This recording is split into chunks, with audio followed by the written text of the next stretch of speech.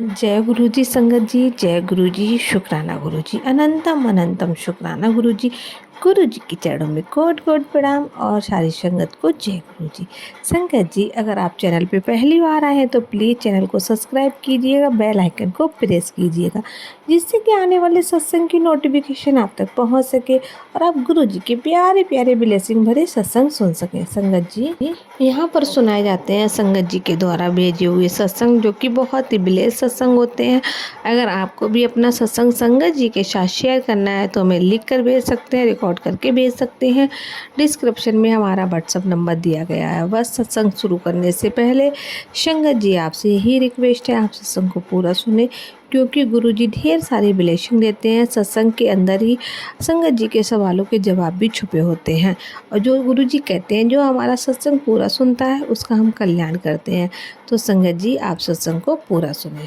संगत जी, जब हम पुरानी सत्संग सुनते हैं तो पता चलता है कि गुरु जी हमें लंगर खिला के ब्लेस करते थे, गुड़ वाणी सुना के ब्लेस करते थे। जब हम गुरु जी को देखते थे तो आंखों के द्वारा ब्लेस करते थे, और कितने कष्ट गुरु जी हमारे अपने ऊपर ले लेते थे, क्योंकि वह कहते हैं जब हम लोग कहते हैं ना फिजिकल रूप में थे तो गुरुजी भी एक फिजिकल उनमें थोड़े से बंदिश में थे, लेकिन अब गुरुजी पर कोई बंदिश नहीं है।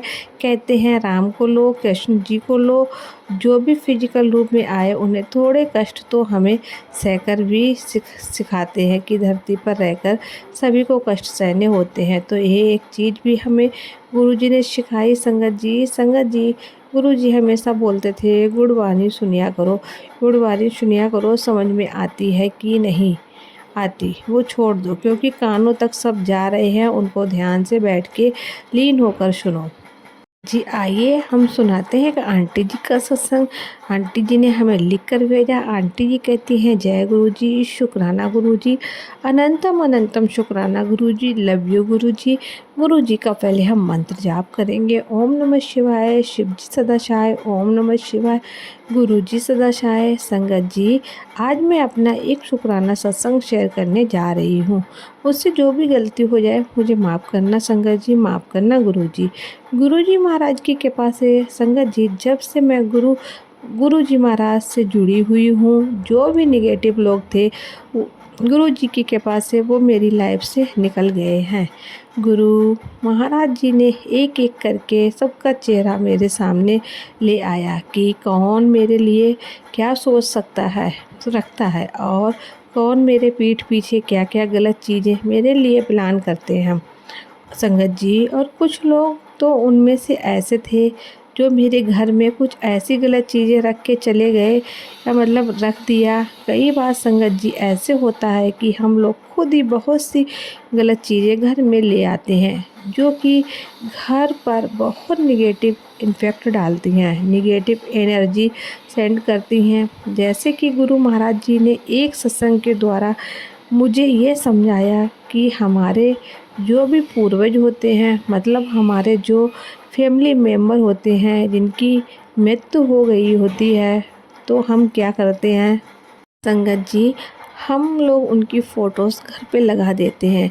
तो गुरुजी ने एक सत्संग के माध्यम से हमें ये बताया कि जो हमारे पूर्वज होते हैं कभी भी उनके फ़ोटो या घर में नहीं लगाने चाहिए, ना हमें अपने पास रखने चाहिए घर में, क्योंकि वह घर में निगेटिव ऊर्जा देते हैं। हमें अपने पूर्वजों को अपने मन में ही स्थान देना चाहिए, उनको वहीं पर स्मरण करना चाहिए।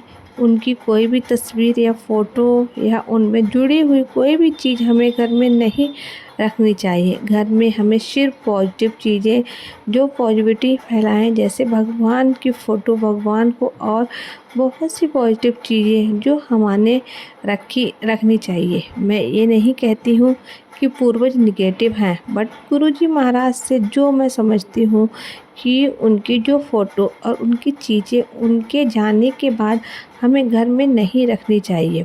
उन्हें मन में ही धन्यवाद स्मरण और उनको शुक्रिया अदा करते रहना चाहिए। और तो गुरु कि महाराज की आज्ञा से वह अपने पूर्वजों की सभी जो फ़ोटोज़ और वो जो मेरे घर में रखी हुई थी, गुरुजी ने मुझे ये बताया कि उन्हें बहते नदी में बहा देना चाहिए।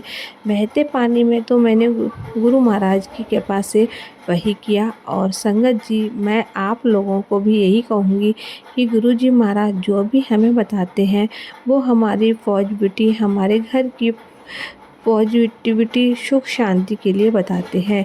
धीरे धीरे करके गुरु महाराज जी ने बहुत सी ऐसे, जैसे मंदिर में हम कई बार ध्यान नहीं देते हैं, बहुत सी खंडित भगवान की जो मूर्ति होती हैं वो रख देते हैं।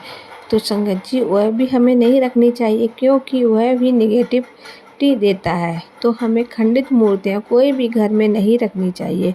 तो धीरे धीरे गुरु महाराज की कृपा से मैं ऐसी चीज़ें घर से निकाल रही हूँ जो घर पर निगेटिविटी फैलाते हैं।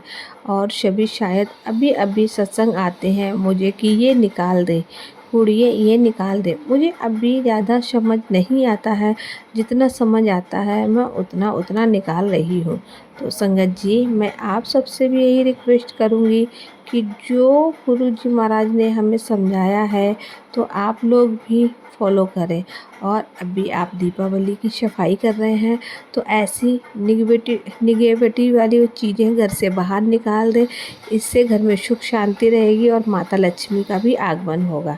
तो गुरु महाराज की कृपा से मैं ये प्रे करती हूँ कि सभी संगत पे, सभी लोगों पर गुरु महाराज जी का आशीर्वाद बना रहे और हम गुरु महाराज से जुड़े रहे और सत्य और धर्म की राह पर आगे चल पाएँ। तो संगत जी, मैं यहीं पर अपनी वाणी को विराम देती हूँ और गुरु जी का मंत्र जाप करती हूँ। ओम नमः शिवाय, शिव जी सदाशाय। ओम नमः शिवाय, गुरु जी सदाशाय। जय गुरु जी, शुक्राना गुरु जी। गुरु जी महाराज की कृपा से संगत जी, जब से मैं गुरु महाराज से जुड़ी हूँ, जो भी निगेटिव लोग थे गुरु जी की कृपा से और मेरी लाइफ से निकल गए हैं। जी बस आप भी ध्यान दीजिए, इन दो चीज़ों को अपने घर से निकाल दीजिए, खंडित मूर्तियाँ और पूर्वजों की तस्वीर। संगत जी, मैं ये नहीं कहती हूँ कि अगर आपका दिल करे तो आप घर में रख सकते हैं, लेकिन हमने गुरु जी महाराज से सत्संग में सुना था इन चीज़ों को नहीं रखना चाहिए। तो आपसे बस यही रिक्वेस्ट है, आपको जैसा अच्छा लगे आप वैसा करें।